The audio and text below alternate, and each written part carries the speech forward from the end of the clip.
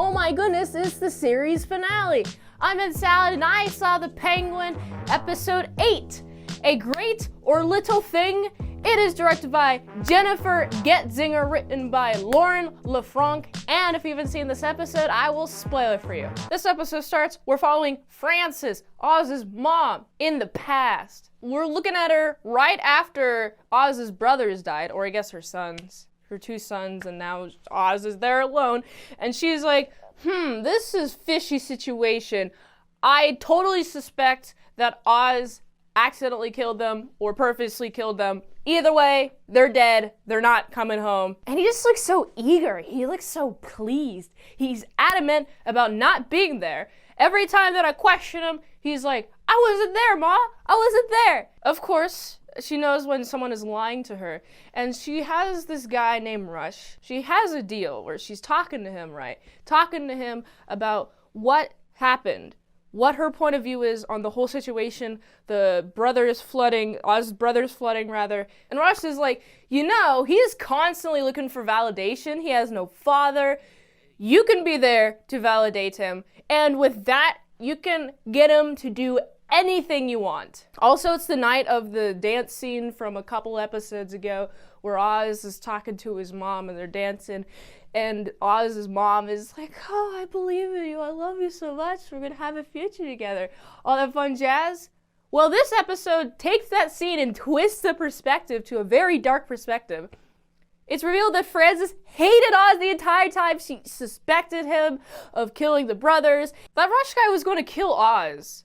But then Oz and her start dancing. And Oz is promising her the world, and she was like, we got this, baby, we're gonna have a future together. And I think it's at that point she decides not to kill Oz, I guess. She's instead going to decide to use him. So now we're in the present. Sofia has Oz's mother. I thought she died in the explosion, but no, that was a switcheroo. Sofia has her alive, and she's like, yo, I need somebody to get Oz right here, right now. I'm gonna give up my entire thing, my entirety of everything that I have, okay? If you give me Oz. And of course, with this promise, Oz gets got. Sofia and Oz and Frances are in the same room. And I swear, this episode really opened my eyes to how terrible the Penguin is. How terrible the Oz is. They're the same person, whatever. I'm gonna call him the Penguin now because I don't like Oz anymore and he doesn't like being called the Penguin. So, I hate you, Oz. You're now the Penguin. Sofia's like, just admit that you killed your brothers. And the Penguin won't. Even with the threat of one of Frances's pinkies getting cut off, in the process of it happening, Oz is still like, no, I don't know what happened. I wasn't there with them that night, okay? And I'm like, you're going to gaslight everyone, including your own mother. You've convinced me, Oz. You convinced me, the Penguin, that you cared for your mother, and then this final episode, you just show flat-out disregard, and it makes me think, oh, you don't actually care about her. All you want is her validation so you feel good, and she's essentially a trophy to you. I do think it's epic that Frances stabs him in the stomach with a broken bottle. That was pretty metal. And then she suffers a stroke. Oz doesn't know at the time that she suffers a stroke, so she's just like, and then she just falls, and Oz is like, okay, she's gonna be fine. She's gonna be great. We're gonna fix this. We're gonna have a good time, and I'm gonna get her everything that I promised her. What's awesome is that Frances is like, I've hated you the entire time. I hate you. I wish that I gave you up for Rush. Well, she doesn't actually say that. Sofia asks her that question, and in response to that, she spits in the face. But she also says that she hated Oz the entire time. So I'm like thinking she has some sort of motherly instincts going on that's protecting her from admitting that she wants her son dead. But at the same time, she's willing to admit to her son that she hates her son, but she doesn't want her son dead. I guess she's proud of raising the monster that she raised. I love the full venom in her voice. She's like, you're a disappointment. I disown you. You've done nothing for me. It's all that fun jazz. I'm just like, yes, Yes, go at him! Go at him! Oz does eventually escape and escapes with Francis, and he has to huddle off to a hospital, give Francis to the hospital people, and then he has to find some bandages and a stapler gun, it seems like, to staple himself shut because he's got the stab wound from his mom. Meanwhile, we got Victor, right? Victor, he's looking in the rubble where the explosion was from the last episode. We got all these people within the Falcons and the Maronis. And Victor is here just standing there. We gotta go look for him. Everyone else is like, we got a gun, we're not. And Victor, I noticed that he didn't stammer during this entirety of the speech. Because I know it's with confidence. When he's confident with something, he won't stammer at all. It really seems that he cares for Oz. So much so that when he's openly like, yo, we gotta go save him, these people, they're like, come on, we're itching to shoot you, guy. Dude, you're disturbing the hierarchy. Come on. The guy punches him, punch, and then they leave. And then Victor goes and finds Oz. And it's nice seeing them talk to each other. First of all, Victor has this confidence. He has this swagger now. He's stammering less. He's talking to Oz in a way that I haven't seen him talk to Oz before. He's giving Oz like a pep talk. He's like, come on, grab your stuff. We're going to do this. We got this. Come on, let's go. And Oz is like, all right, cool. That's cool. All right, let's go. But remember, I'm the one in charge here. It seems like Sofia has a ton of power. How is Oz going to get out of the situation? Well, Oz goes to the councilman. Remember the guy that he took the nose flyers to? And he's like, turn on the power! He goes to that guy in the judge room. He stands where the judge usually stands, or I guess it's a committee board, and there's like a bunch of different seats on there. I don't know. I've never been to a committee board in person, or I've only seen them in video. Anyway, so he goes to committee board, he stands in the middle, he's talking to the councilman. He's like, just think about it, okay? Just think about it. You turn on the power for Crown Point. And he's saying all the things that Victor told him to pump up Oz. And now Oz is saying this to the councilman and the council member and be like, yo, this is what you can say. You got this. You got Sofia. She's done did the murders. And I like how Oz, he frames the story. Everything he's been involved with, it's no longer he did the drugs that was underneath the street that got collapsed. No. It was the Maronis. He just blames everybody else but him. And he has such a way of talking that he actually convinces the councilman. Oz has a bounty over his head. And of course, he gets tooketh to the tarmac. Sofia's like, I'm gonna burn this entire place down. Not the airport, her house, before she leaves. And then she's about to go on the airplane. I think it's a private jet. I wonder how much money she has and how much money their family has. I bet drugs, there's a lot of money in drugs, I bet. And whatever else criminal activity they're doing, there's probably a lot of money in that. And so she's about to walk onto the plane, right? And she's about to confront Oz. She's like, all right, Oz. And she was promised that anyone who gave him Oz would have control of everything, right? You remember that I mentioned that earlier? Well, Mr. Zhao did it. And then, guess what? Someone pulls a gun on him, and then a bunch of people start, and then it's just Oz's guys, which include Victor, the guy that Victor brought in, and then also Oz and a couple other people.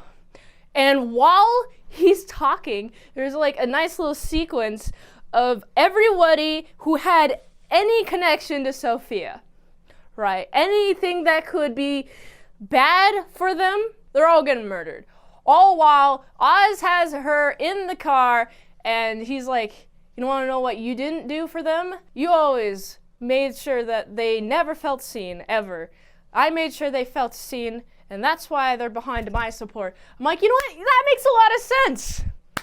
It's crazy how much Oz can get people to do his own bidding, appealing to their desires, their wants, even though what they're doing is questionable, but I feel like they always find a way to justify it to themselves. So Sofia gets taken back to Arkham.